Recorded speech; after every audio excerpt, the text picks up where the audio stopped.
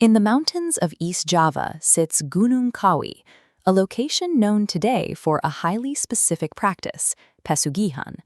Every year, thousands travel to this site to perform rituals designed to manifest immense material wealth.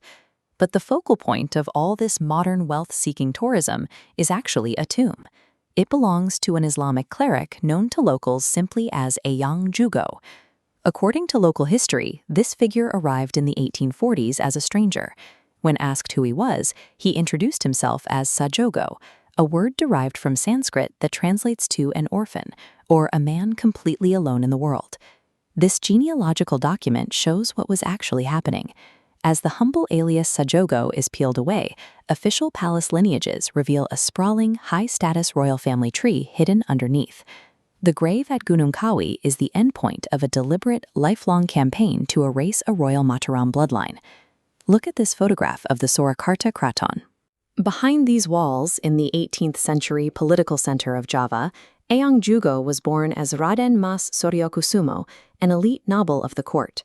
This family tree charts his pedigree, tracing from King Pakubuwono I down to our subject, Kyai Zakaria II.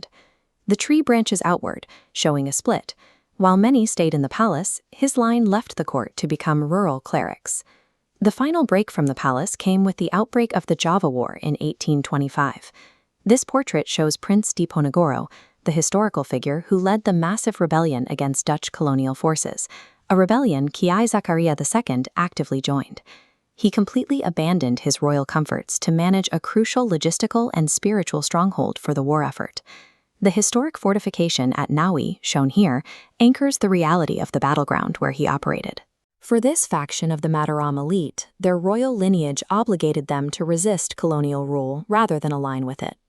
In 1830, the colonial forces captured Prince Diponegoro. This triggered a lethal Dutch purge, targeting all of his remaining royal supporters and military officers. This map shows the scale of his retreat. Hunted by the Dutch, Kyai Zakaria II fled eastward toward Blitar and Mount Kawi. To survive these eastern mountains, he shed his royal titles, wealth, and name, becoming Sajogo, hiding among commoners. He eventually reunited with another hidden royal, Raden Mas Iman Sujono. Together, far from Dutch surveillance, they quietly built a humble Islamic school. Evading the colonial purge required the complete assassination of his own aristocratic identity. Today, the commercialization of Gunung Kawi completely overshadows its origins as a quiet sanctuary for hunted exiles. Millions of pilgrims come to this grave begging for material riches from a man who actively threw his away.